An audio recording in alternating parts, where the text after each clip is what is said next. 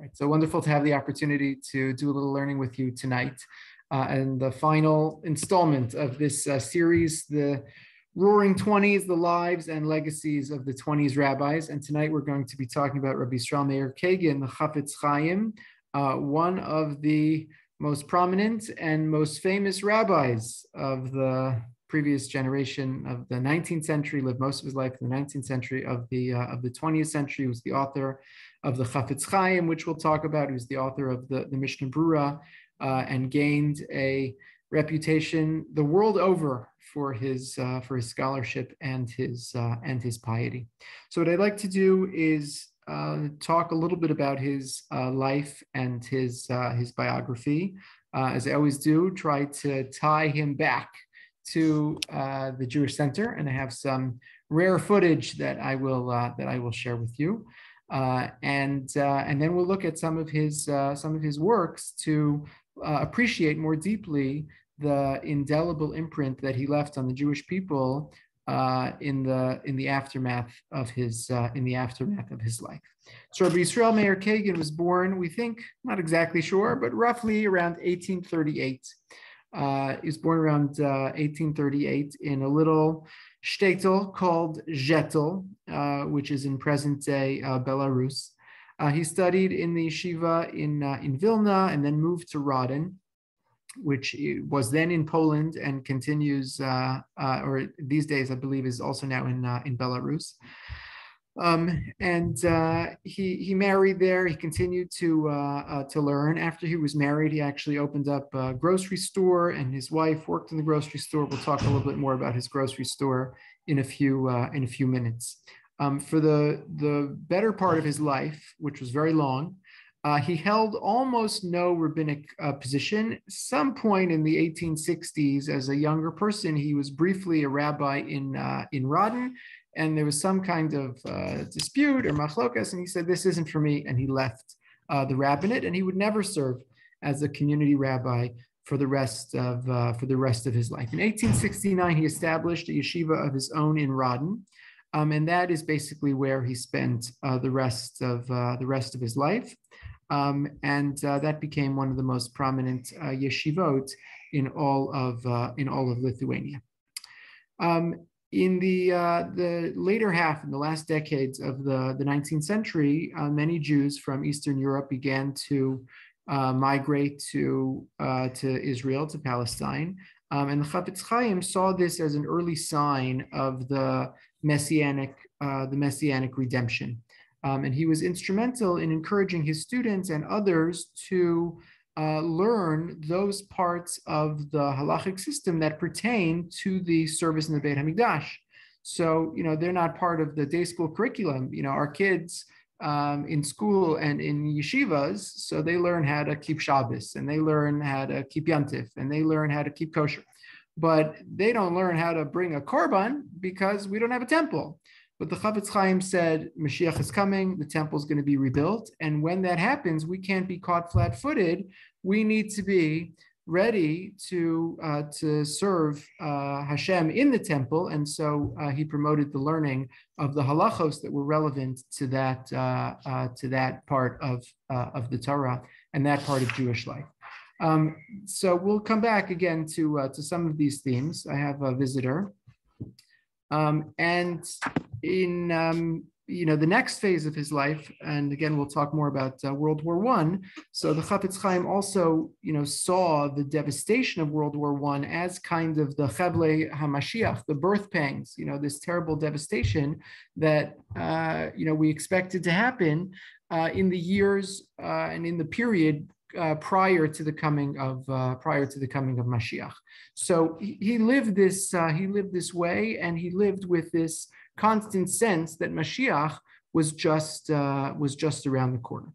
Now, he was instrumental in efforts to unify Orthodox Judaism, which, as usual, had all kinds of debates and machlokos. So he was instrumental in the creation of the Agudas Yisrael, which again we'll come back to in a second. as well as the Vada Yeshivos, which was really a fundraising tool to help support the yeshivos in Europe and Eastern Europe, which were in a perpetual state of financial crisis. So let me say a couple things about 1923. One is just to highlight the piety and the humility of the Chafetz Chaim.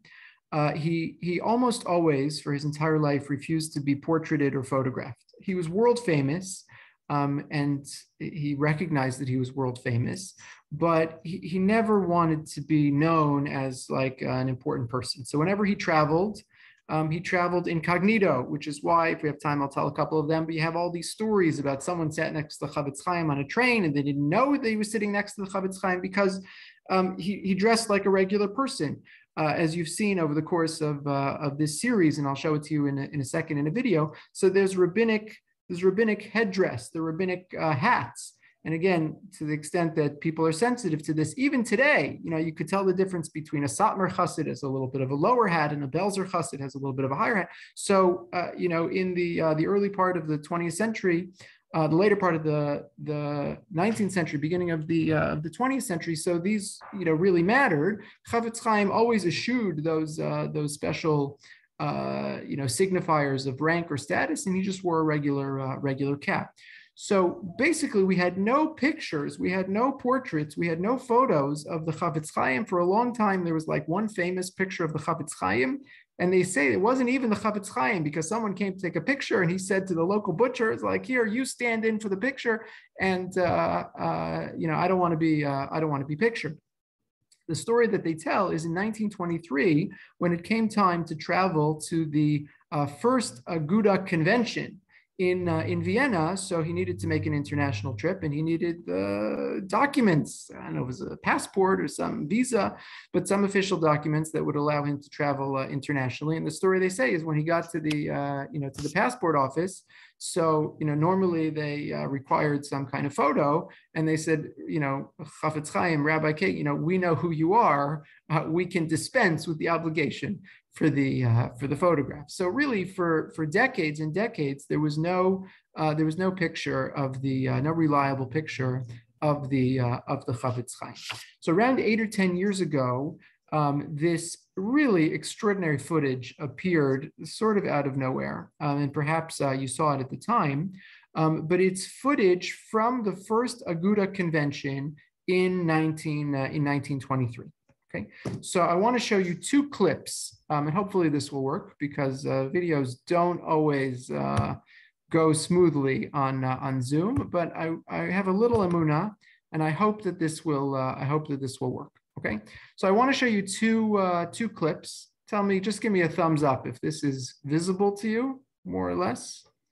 All right, so here goes. So these are prominent people, okay? I'm not able to identify each and every one of them, but it gives you a sense of Vienna, 1923, the Aguda Convention. And again, they're from all walks and all countries. So you could see some people, again, just come back to the hats, the high, the low, the fedoras, the Hamburgs. They have all different names, okay? And then in walks the Chafetz Chaim. Okay, so it's unbelievable. We had no footage. We had no photo. And now we have video of the Chafetz Chaim. Okay, it's just a few seconds. I'll replay it. There he is. He's like 4 foot nothing. He's a tiny little man. At this point, he's well into his 80s, maybe 90s.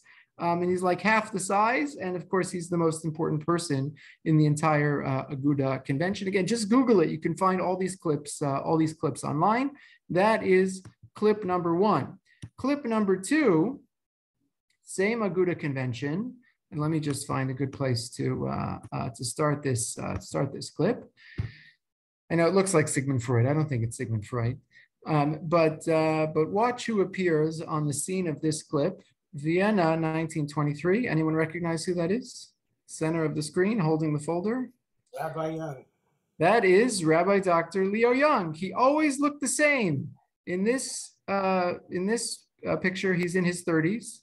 Big smile, and then look what happens. He sees the cameras, on him, and he goes, totally serious. Okay, so that is Rabbi Dr. Leo Young, who was the general secretary of the Aguda Convention in Vienna in 1923. Okay, so I'll just share with you that when this footage came out, and in my research into the life and times of Rabbi Young, so I was always interested to know, what did he come back and report about this extraordinary moment in Jewish history. He had just come to the Jewish Center in 1922. He had been the rabbi in Cleveland for just a very brief 2 years. And then 1922, he came to the Jewish Center, and right out of the gate, he takes this, I don't know, how long did it take to get from New York City to Vienna in 1923 on a boat, a week, 2 weeks, I don't know. So, he makes this huge trip across the Atlantic. And he meets with all of these dignitaries and Rabbanim from throughout Eastern Europe, and Rav Kook is there, and the Chafetz Chaim is there. So I couldn't find, if I were the rabbi of the Jewish Center and I went to an Aguda convention in Vienna and I met the Chafetz Chaim, I'd come back and give a sermon about it. I'd write a little article about it. So where is Rabbi Young's recap of this amazing conference? So after digging high and low, I finally found the following article, which you have on your source sheet as source number 1. It's quite lengthy. I see Garth is here, so I'll just mention that it appeared in the Australian Jewish Herald, January 4th, 1924. Okay, I'll put it on the screen.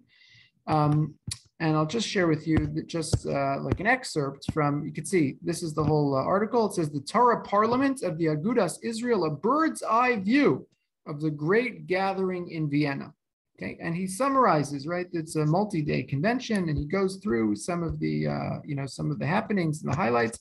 And I'll just share with you the last couple of paragraphs, because I think they're quite powerful. So he writes the following. He says, the Chafetz Chaim in his farewell address said, all Israel, through its delegates, came here to sanctify the name of the Lord. Such work does not tire the workers, it redoubles their energy. The greater the achievement, the greater do the forces become. The appearance here of all Jewish delegates, come but for the glory of God,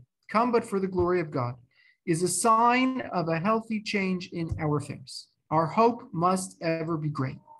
He who is full of hope will be blessed. To serve God with body and soul is at once the greatest honor and the greatest of happiness. Jewish life must be the realization of the ideals of Torah. God hath created the world in 6 days, but Moses had to wait 40 days, 40 nights, before he could receive the law and give it to Israel. Thus must Israel realize it's its supreme and most absorbing task to promote Torah in every way. Okay, so I presume that the Chafetz Chaim said it in Yiddish, and Rabbi Young translated for us into the English that we have here. And I'll just read the last paragraph. He says, how did the convention close? Dr. Pinchas Cohen then closed the Congress. Slowly, the delegates disbanded. The atmosphere is full of sacred feelings. And suddenly, there's a chorus singing of Israel's ancient hope and eternal faith. I don't know if he means it literally. Maybe they got up and sang Hatikva, which would really be amazing. I'm not sure if that's what he means. It might be what he means. Okay? The silent happiness of the old and the virile enthusiasm of the youth create a wondrous unity as the curtain falls upon the first Torah parliament of the Jewish people. Okay? So just quite amazing to think, the secretary of the Aguda Convention, our very own Rabbi Young, who served as the rabbi of the Jewish Center for 65 years, he's there, representing, the representatives from 500 representatives from all over the Jewish world. He's there representing New York Jewry and the Jewish Center, and he's literally face to face with the Chafetz Chaim. Okay, so now back to the Chafetz Chaim. I'll just mention, because I brought it up, the connections to us and to the Jewish Center. Rabbi Mendel Zaks who was the son-in-law of the Chafetz Chaim, was reputed to have finished the Chafetz Chaim's work, the Mishnah Berurah, finished editing it while he was teaching at Yeshiva University. He was a Rosh Yeshiva at the Rabbi Isaac Elchanan Theological Seminary, and he apparently finished the Mishnah Berurah in his office in the MTA building, the high school building of Yeshiva University. Okay. Back to the Chafetz Chaim in the 1920s. The Chafetz Chaim was not a Zionist. Okay. And you have to remember, and I think I may have pointed this out in the past, religious Zionism was a tiny, tiny, tiny movement. Even Rav Kook was not part of Mizrahi. Rav Kook was part of the Aguda. So, meaning there was this, it was this feeling of like our hands are tied. Even if we have Zionist ideas and ideals, we just can't join forces with these people, with people being the secular Zionists, because they're so anti-tradition, and they're so anti-Torah. So some of those bridges got mended over time, and we carved out this, slice of religious Zionism. But that was certainly not the orientation of the Chafetz Chaim. That being said, he was extremely supportive of the settlement in the land of Israel, extremely supportive of the Jews who had settled in the land of Israel, and it was his life dream, personally, to settle in the land of Israel. Okay, so I'll share with you just a couple of really amazing documents. Here is a JTA press release dated November 1st. This is 1925. Okay, Warsaw, in the news right now. Chafetz Chaim, the venerable old rabbi who is known and respected throughout Poland, is leaving Warsaw for Palestine on November 1st. Chafetz Chaim, who will be accompanied by his daughter and son-in-law, will settle in Palestine permanently, making his residence in Petach Tikva. Okay, it was signed, sealed, and delivered. We have his letter. Okay, this was just on the auction block, actually, a few weeks ago. This is his letter. You could see, if I blow it up a little, he says, Hine kimat hayisi muchan legamre linsoa le'eretz HaKodesh.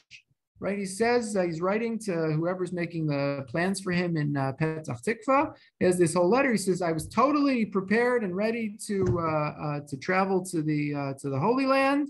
And he says, and now Hashem intervened, and my wife became sick, and I can't go. So there's a longer story, and we don't have to get into all the details, but it was his plan.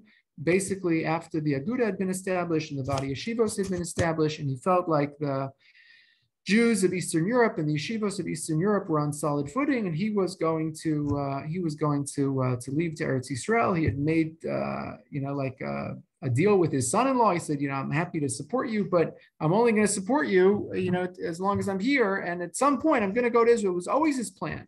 It was always his plan to get to Israel, but the establishment, the leadership of the yeshiva community kept on prevailing upon him and said, you can't leave us, the Chafetz Chaim, you're a father figure to us, we'll be orphans without you, you can't leave us. So he kept postponing his trip, and he was finally ready to go. And then after these postponements, when he was ready to go, his wife took ill, and she was in no condition to travel, and he never made it to Palestine. He never made it to the Holy Land. He lived the rest of his life in Poland, in Radin, and he died in 1933. Okay, so let me just share with you the New York Times obituary, because we have it, and what an extraordinary document it is to read the New York Times obituary on the passing of the Chafetz Chaim. Okay. So, like I said, he's the Chafetz, he's world famous. Okay, the New York Times has a huge obituary on this, rabbi. It wasn't like he's the chief rabbi of Warsaw. He's living in Radin. Google Radin. The only things that comes up is that the Chafetz Chaim lived in Radin. Okay, there's nothing before or after that happened right in Radin. It's just that the Chafetz Chaim lived there, so he put it on the map. So here's the obituary, and this is always a good exercise, right? It's still relevant. Let's fact check the Chafetz Chaim's obituary in the New York Times. Okay, you ready? Chafetz Chaim 105 is dead in Poland. We'll go through the whole thing, and then I'll fact check it with you. Chafetz Chaim 105 is dead in Poland, venerated by Orthodox Jews as one of 36 saints who saved the world, lived long in poverty. Gave up store when popularity in village deprived other merchants of a living. Okay, so here it's blown up. You ready? Vilna. Okay, so the New York Times didn't have a correspondent in Rodden, but they had one in Vilna. Okay, present day Vilnius. Poland, September 15th, Jewish Telegraphic Agency. Okay, so I guess they didn't have one in Vilna either. It's from the JTM. The famed Chafetz Chaim, venerated by Orthodox Jews throughout the world as one of the 36 saints, because of whose piety the Lord has not destroyed the world, the of Lamed Vavnik, died today in the village of Radin, near here, where he had spent most of the more than 100 years of his life. He had been ill only a short time.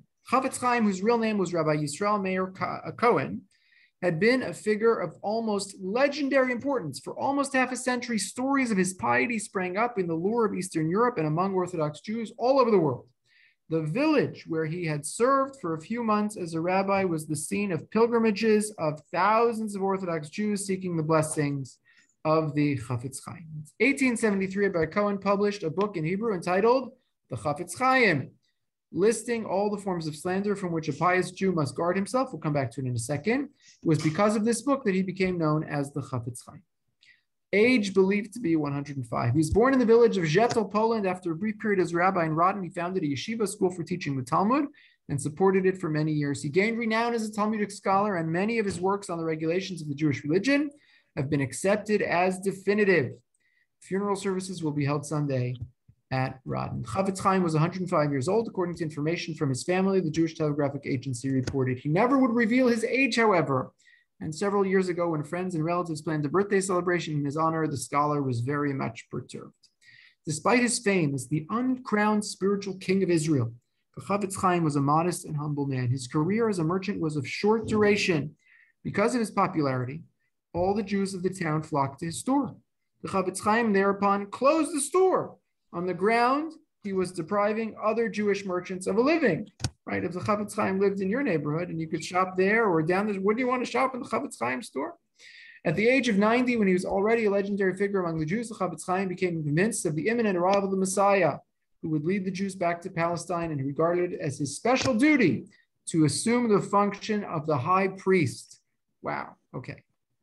He was the author of a score of works expounding the religious and ethical principles of the Jewish religion, including one which became a handbook for all rabbis, Mishnah Berurah. Despite his great distinction, the Chafetz Chaim lived in poverty all his life. Okay. So it's almost all true. He wasn't 105. We think he's born 1937, 1938, so that would have made him around 95 as opposed to 105, but close enough for government work.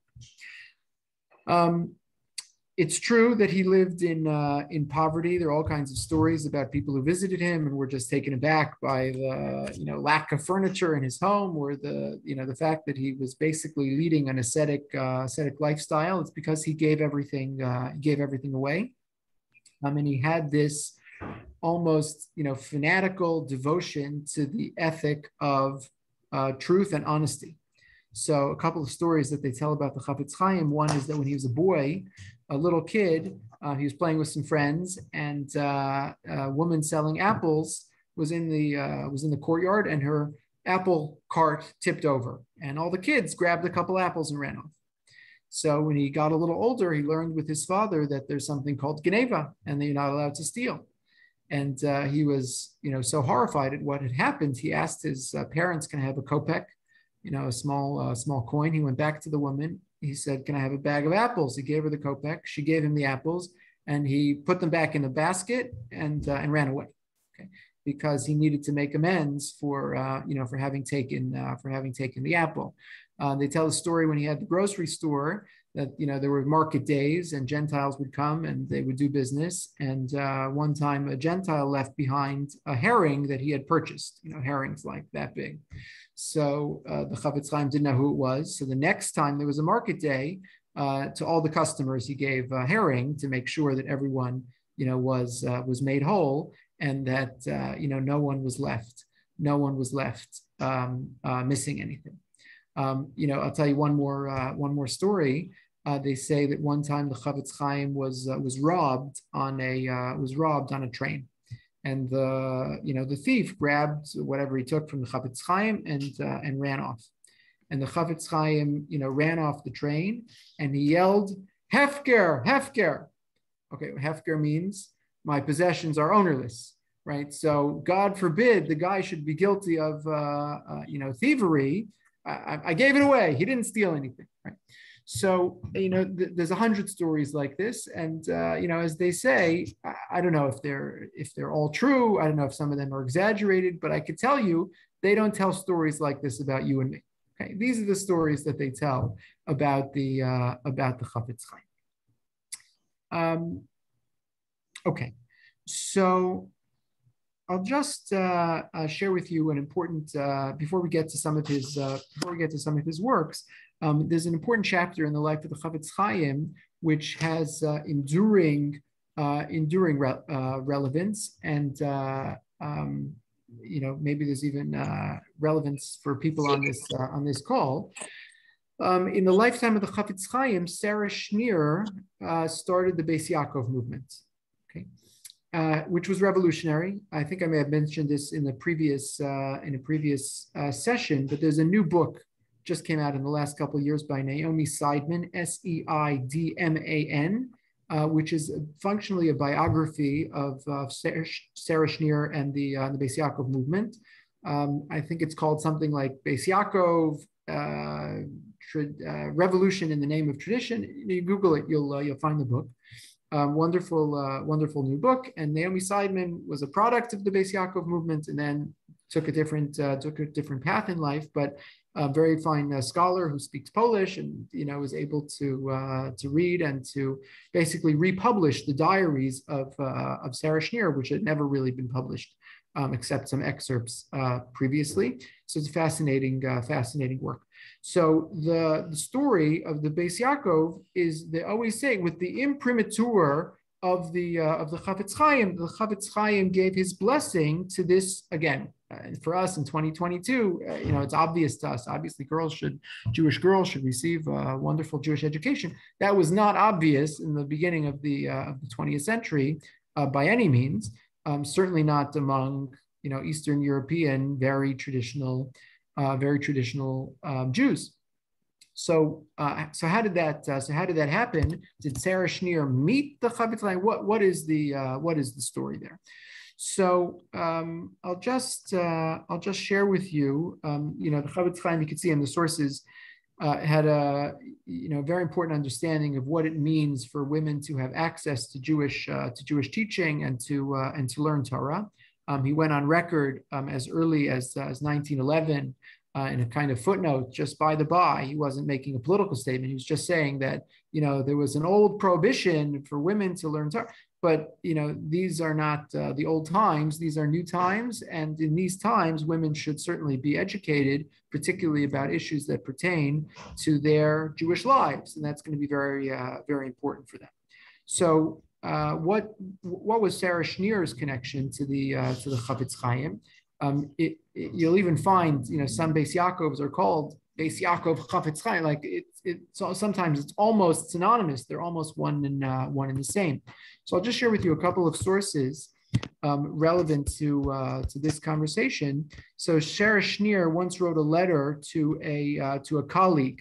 There was someone who's trying to start a Beis Yaakov school in her community, and some local Rav was giving her a hard time, like this is not appropriate and you shouldn't do this. And Sarah Schneer wrote to her and said, if the local Rav will not support you, you're not going to be able to make it. Most interesting, we had the same trouble with his brother in some other city. He too opposed our school. The Aguda wrote to the Chafetz Chaim, and his reply, which will soon be published in our magazine, number 106, in that city, we lost 70 girls to the other Haskalah schools. We were too late. Okay, so again, there were Jewish lives on the line, and we've talked about in the past. There was a competition for Jewish students, right? The Haskalah and the Reform. So they wanted to expose young Jewish men and women to a broader world, and to say, look what's beyond the proverbial ghetto walls, and you should see the world, and 99% of the time that was a recipe for the end, right? It wasn't like, you go to the college campus and there's a JLIC and there's a Hillel and you have a minyan. No, meaning once you went down that path, so that was probably the last time you were going to be connected to Jewish life. So it was a real battle for Jewish souls. So Shneur wrote back and said, I got the letter. The Aguda wrote to the Chavetz Chaim, and he endorsed our school. So we have the letter, and here I have it for you in translation. The Chavetz Chaim wrote the following, 1933. To the honorable heroes who love and appreciate Torah, who are fearful of the word of God in the city of Christik. When I heard that people who are fearful and tremble before the word of God have volunteered to establish in their city a Beis Yaakov school to teach Torah and fear of heaven, good character and the proper behavior that is Torah to the daughters of our brothers, the children of Israel, I said regarding their good works, may God strengthen their efforts and establish their handiwork. For it's a great thing and necessary in these days where the stream of heresy, God forbid, is mighty and powerful, and the secular of all kinds are ambushing and hunting our brothers, the people of Israel. Anybody who has the fear of God in his heart has a mitzvah to send his daughter to study in this school. Regarding those who are worried and concerned about the prohibition of teaching his daughter Torah, no such concern for this at these times. And this is not the place for lengthy explanations, for the current generation is not like our generation. In the earlier generations, each family in Israel had a tradition of fathers and mothers to follow, the path of Torah and religion, and to read the book Tzena Urena on each Holy Shabbos. But in our great sins, that is not the case today. And for that reason, we must try with all our strength and effort to increase such schools and save whatever we can save. Very important letter. And, the Chavetz Chaim went on record as saying it, so it changed the whole landscape. It ended the machlokas. There's no question anymore. You could be as firm as you want, but you can't be firmer than the Chavetz Chaim. Chavetz Chaim said it's okay. He gave his haskama, so that made it okay. And again, that changed an entire generation, and then forevermore, right? If the Chavetz Chaim wouldn't have said that, I'm not sure that the Haredi world in the 21st century would be operating with hundreds, if not thousands, of Beis Yaakov schools throughout the Jewish world. Okay, let me just pause here and ask if there are any questions or comments, and then I want to turn to some of the Chavetz Chaim's most important works. Okay, so as the New York Times said, they got it right, the Chavetz Chaim is called the Chavetz Chaim because of the first book that he wrote. He wrote around 19 or 20 books, but the first book he wrote was a book in 3 parts, 2 parts called Chavetz Chaim, the third part called Shmiras HaLashon, and these are the halachos of Lashon Hara. It was revolutionary, and the fact that we don't think it's revolutionary today actually tells you how revolutionary it was. What I mean by that is everybody knows the term Lashon Hara. Sometimes in the school, there's a Lashon Hara campaign. Some people have, there's like a time of the day where you make sure not to talk Lashon Hara, all because of the Chavetz Chaim. Until the Chavetz Chaim, this was just not part of the vocabulary of Jewish life.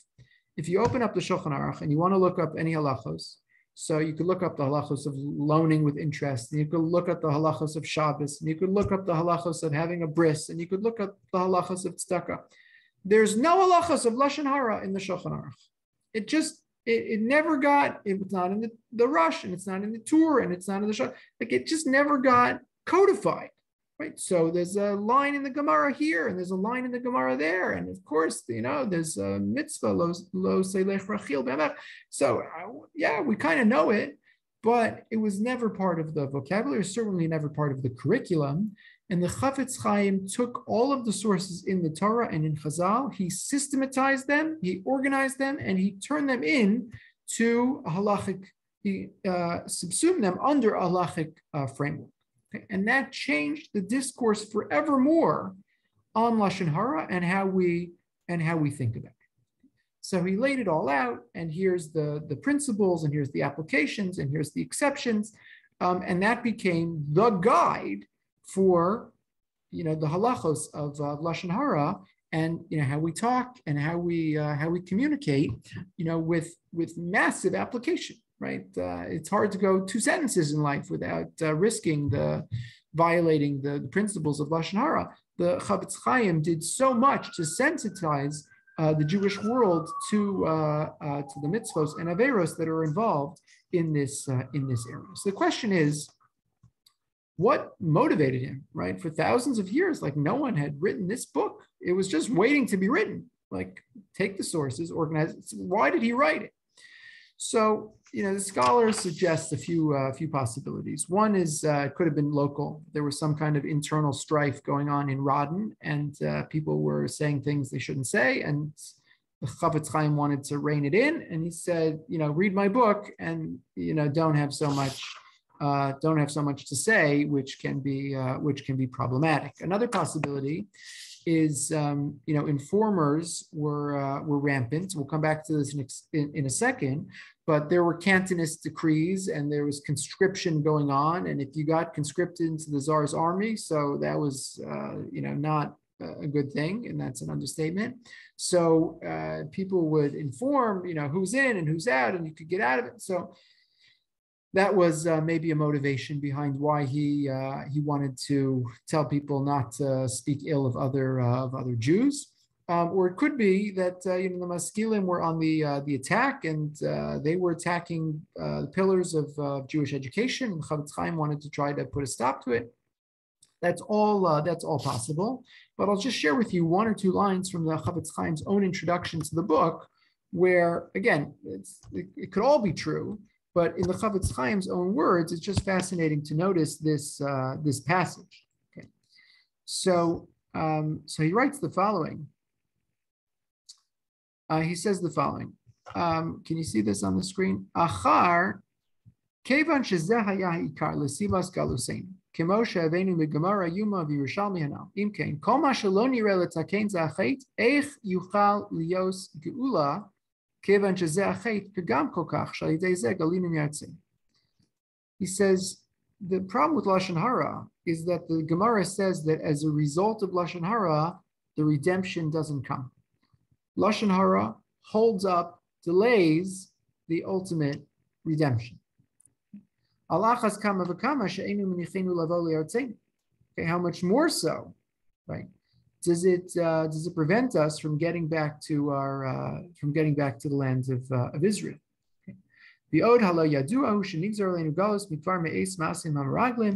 The whole premise of our exile was because of the Meraglim. The Meraglim were responsible for telling Lashon Hara. So this is what he writes in his introduction. There could be practical reasons why he wrote the Chavetz Chaim, but it certainly fits into the grand theology of the Chavetz Chaim's life, which was a messianic theology, the sense that the coming of Mashiach is imminent. We have to do whatever we can to bring about the days of Mashiach. And the Gemara tells us talking Lashon Hara is an impediment. So let's do whatever we can to rid ourselves of the impediment and clear a path to the promised land and clear a path to the redemption. A lesser known book of the Chavetz Chaim is called Abbas Chesed, which he printed in 1888. And there he attempts to consolidate halachic rulings pertaining to all kinds of interpersonal relations, especially with regard to money and property. Let me share something about two other books, which, again, are no one ever heard of them, but they tell you something about the essence of who the Chavetz Chaim was and what he was trying to do. The Chavetz Chaim was deeply interested in raising the Jewish observance and the Jewish level and the Jewish affiliation of regular Jews. Some people wrote for scholars and some people wrote for lay people. The Chavetz Chaim dedicated his life to regular folks. He wrote in the most accessible language. Some of his books he wrote in Yiddish. The idea was like he just wanted to give you a big hug and get you to love Torah and mitzvahs. So in 1881, he published a book called Machane Yisrael. So why did he write this book? What's Machane Yisrael? So as I mentioned a minute ago, so in Tsarist Russia, you have the Cantonist decrees, and Jewish boys are being conscripted into the Tsar's army, right and left. And there was some quota system. Every 100 Jews, they would take 3 or 4, whatever the numbers were. And you can see this is just a picture I found on, I think, the YIVO website. 1905, Lumja, and it says, Achenu, what does it say? I think it says, Anshe Chayil, Ochlu Kasher, something like that. Maybe fix the grammar a little bit. But the idea is, you have Jewish soldiers eating kosher food, right? Maybe, fat chance. But if you're conscripted into the Tsar's army, so, there's like real evidence of this. It sounds like a Baba Maisa, but the typical conscription was from age 12 and could last 25 years. Okay, what are the chances that someone who gets conscripted into the Tsar's army is going to come out with any semblance of Jewish identity? Like, that's it. As far as Jewish life is concerned, it's a death sentence. It's over, right? It's not going to happen. So, and it was unavoidable. Like, you could do whatever you want to try to get out of it, but it was basically unavoidable. Someone once wrote to the Chavetz Chaim. It was actually a question that was asked many times. They said, "Can I mutilate my finger so as to avoid the conscription? Because if I don't have a trigger finger, they won't draft me." And the Chavetz Chaim said, "No, you're not allowed to do that. The day will come where you'll be needed in the Jewish army, and you'll need your trigger finger. You're not allowed." But with this sense that some percentage of our Jewish boys are being conscripted into the Tsar's army, the Chavetz Chaim wrote this book, Machane Yisrael. Why? It was a guide, pocket size. You're going into the Tsar's army, take it with you. Okay? And here's what to do. They're going to wake you up, and you're not going to have a chance to daven because it's 4 a.m. So what do you do? And they're going to put lunch on the table, and it's not kosher. What do you do? And it's going to be Yom Kippur, and they're going to assign you to some, work detail. And what do you do? So here's a how-to guide. Take it with you. My beloved child, my beloved Jewish teen who's being taken away. Take this with you, and you'll read it. And you'll see, he gives you chizuk. He says, if you just try to keep what you can, and just, little is better than nothing, and do as best you can, and Hashem loves you, and you'll be, connected to the Jewish people, and you think of Hashem. The whole book, right? Just to address this issue.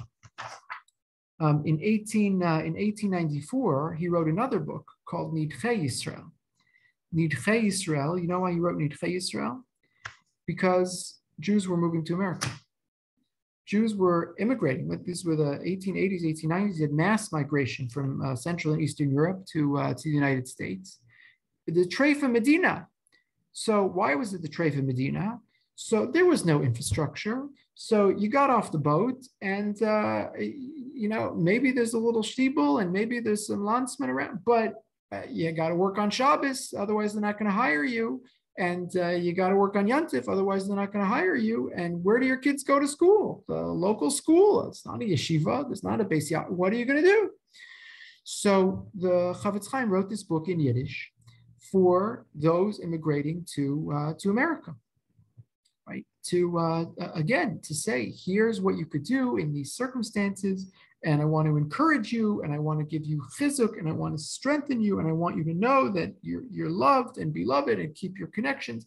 But whatever he could do, he couldn't go on the boat with them, but at least he could write in a language that they could understand words that he hoped would always keep their connection close to Hashem, to halacha, and to the Jewish people. Okay. Arguably, the most important book that the Chavetz Chaim wrote was the Mishnah Berurah. Okay, so what's the Mishnah Berurah?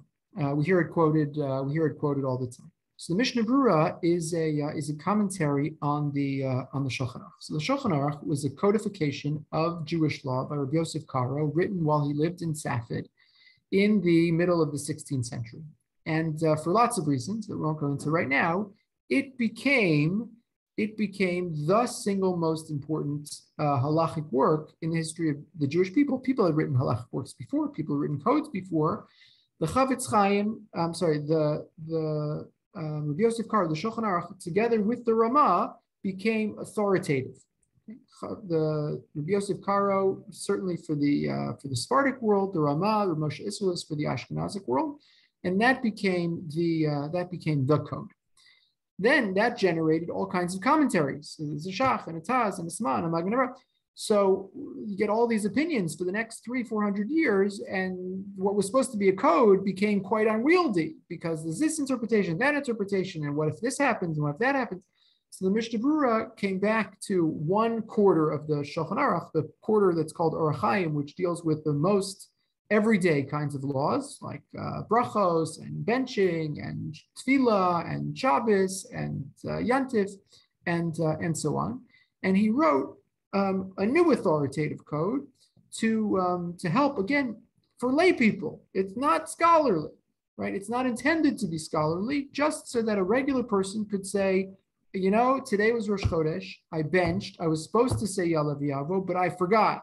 What do I do? Do I need to go back and bench again, right? So I'm trying to wash before Hamotzi, because that's what I'm supposed to do, but you know, I only have 2 ounces of water because I'm traveling. Should I wash? What should I do?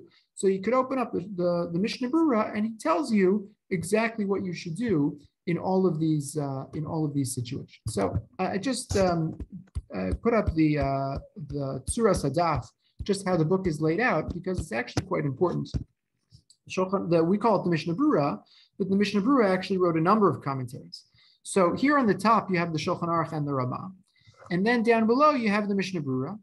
But the Mishnah Berurah then also gives you the Be'er Halachas. Like if you're interested in more sources and you want to know something more, a little more scholarship, a little more detail. So there's like, you know, another section of the book, which, you know, gives you another dimension of the halacha. Let's just learn for a second. I'll give you a quick snippet so you see the Mishnah Berurah in action. So the Shulchan Aruch tells you, okay, so this is next week's halachos. Hakores and Megillah mevarach lefaneha shalosh brachos. Okay, everybody knows this. Before you read the Megillah, you make 3 brachos. Al mikra Megillah, v'sha'as hanisim, v'shechianu. Okay, those are the 3 brachos everybody knows. Uvayom eino chozer umevarach shechianu. The Shulchan Aruch says in the daytime there's no shechianu. Okay, interesting. Why is there no Shechianu? Presumably because you did the mitzvah. It's not new anymore. You just did it last night. You read the Megillah the first time. So now you're reading again. You didn't know Shechianu. Okay. The Ramah says, V'yesh amrim ta'af b'yom v'varach Shechianu. And the Ramah says that no, we Ashkenazim, we do make a Shechianu. V'chei noagim b'chol medinos elu. And the Ramah says, you know, that's what we do in all these lands, in Ashkenaz, in Poland. You know, he lived in Krakow. We make a shechiyah. So the Mishnah Berurah comes along and gives a little context and gives a little color to these halachos. He tells you what's going on. So he says, "V'nachon lachavin bebirka shechiyanu gam al mishloach manos v'sudas purim shem gam ke mitzvos." Okay, v'yodia ze lehashat samavarach t'bai kavanas shameh u'mashpia. So he says, by the way, when you make a shechianu, usually the rabbi gets up and announces this straight out of the Mishnah Berurah. He says, when you make that shechianu, you should also have in mind the other mitzvos of the day, because those are new. Right? What are the other mitzvos of the day? It's 4 mitzvos. So in addition to the Megillah, you have matanas lavyonim, you give money to poor people, mishloach manos, you exchange gifts with your friends, and sudas purim, you make sure to have a festive meal on Purim. So the Mishnah Berurah tells you the shechianu, when you make it during the day, so you have in mind the whole course of the day and all the mitzvos that come up. You wouldn't have known that from reading the Shulchan Aruch. So now he says, now the Shulchan Aruch says, don't make a shechianu during the day. Sfardim, I don't know, maybe they don't, because that's what the Shulchan Aruch says. So he says, why not? Let me explain it to you. He says, Darei kvar birach balayla. Okay. So it sounds very logical. You made the shechianu at night already, so why would you repeat it in the day? So he says, how do you explain? Right? It's so logical. I just said shechianu, 12 hours ago. It's not. So he says, how do I explain the other side? So he says, it's true that you made the shechianu last night, but really that you have to hear the Megillah twice. But the main reading of the Megillah, that's during the day. And so it deserves its own shechiyah. Okay. Again, we could go on and on. The Mishnah Berurah has commentary on every halacha that pertains to the Megillah, every halacha that pertains to Purim, and it's become the go-to reference guide for all the halachos that we find in Orach Chaim. I'll just share with you one, kind of academic source about the Mishnah Berurah, rather, from a relatively new essay called "The Codification of Jewish Law: An Introduction to the Jurisprudence of the Mishnah Berurah" by Michael Broyd. Okay, he says, of the many tomes he wrote, the Mishnah Berurah is without a doubt Rabbi Kagan's greatest contribution to the canon of Orthodox Jewish law and the most complex. It is a singular work that synthesizes Jewish traditions, laws, and mores into a practical halacha guide to daily religious life. What is also clear is that for all of his traditionalism, Rabbi Kagan was an iconoclast, and the Mishnah Berurah broke from many of the traditional approaches for deciding halachic directives, such as the Shulchan Aruch's majority rule and the Gra's rule of correctness, and even from other normative Orthodox approaches like Rabbeinu Tam's dependence on local Jewish custom. Instead, he favored studying, engaging, and asserting decisions in a nuanced, almost natural approach to how ethical people should live their daily lives in a manner consistent with Jewish law. The specific answers as to how moral people should interact with the world while governed by Jewish law were often to be understood not in simple definitions of right and wrong, but rather in terms of the question, how could one please his creator and be his most authentic self in any given situation? As the terms and turns of life shift like the vagaries of a kaleidoscope, Rabbi Kagan's responses to these realities are equally nimble, subtle, and variegated, yet remain at once clear and defined. His perspective is not about observations of strictness versus leniency, as much as it is about evaluating a spectrum of options. The same question could get a different answer depending on the situation. Through his singularly humane prism and holistic analysis of individual cases, he guides the common Jew toward an observant and meaningful life. Okay, so there's much more to say about the Mishnah Berurah, but I think that's a very succinct kind of introduction to what it is that he's doing. I'll just say one last word about the Mishnah Berurah, and that is that he really does a great service because functionally he anthologizes hundreds of years of important halachic sources that would take hours and hours to research and locate, and he puts them all together. He says, this one is the most logical, this one is the most accepted, this one is the most interesting, and I present them to you here in a concise form. Before I run out of time, let me conclude with one final story. There's a story that they always told about a student in the Chafetz Chaim's yeshiva in Radin who was once caught smoking on Shabbos. Okay, he was caught smoking on Shabbos, and they were going to toss him out of the yeshiva. They're going to kick him out, and they brought him to meet with the Chafetz Chaim, and he met with the Chafetz Chaim, and that's it. Like, it totally turned around. So he stopped smoking on Shabbos, and he got his act together, and they say that he lived happily ever after as a wonderful contributing member of the Jewish people. So Rabbi Riskin in 1973 was a scholar in residence in a community in Florida, and one Shabbos afternoon, he was teaching about the Chafetz Chaim, and he told that story. And after his talk, a man came over to him and said, how do you know that story? Where do you get that story? And Riskin said, I don't know. I heard the story. And the man said, I didn't know anyone knew that story. I was the kid. I was the yeshiva bacher who was caught smoking on Shabbos. And they were ready to throw me out of the yeshiva. And the Chafetz Chaim met with me. I turned it around. I got smicha. I became a rabbi, and now I'm retired. But I had a wonderful career thanks to the Chafetz Chaim. So Rabbi Riskin said, "Can you solve the riddle? What was the trick? What did the Chafetz Chaim say to you that made you turn it all around?" So he said, "I'll tell you. The Chafetz Chaim, I went over to meet with him in his home, and he took me by the hand. He held my hand, and he just started crying. And he said, Shabbos, Shabbos. So the man said to Rabbi Riskin, I still feel the tears that he cried on my hand, holding my hand, saying Shabbos, Shabbos in his home. That's all it took. That's all it took. There's so much, there's so much here.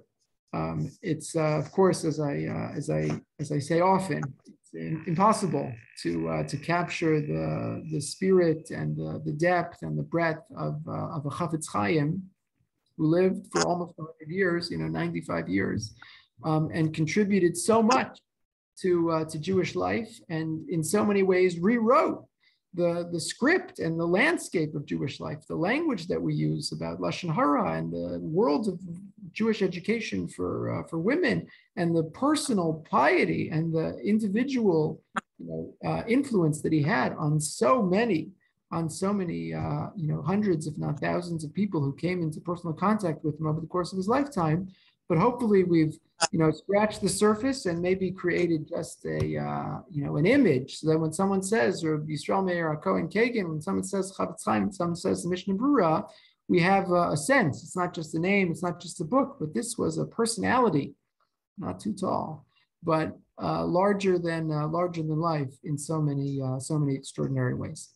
So thank you for joining me tonight and throughout this series. I'm going to stay on. I know it's time to stop, but I'm happy to stay on to entertain questions and comments, either about the Chafetz Chaim or about any of the personalities that we've spoken about over the past few weeks. And I wish everyone a wonderful evening and an early Freilichen Purim.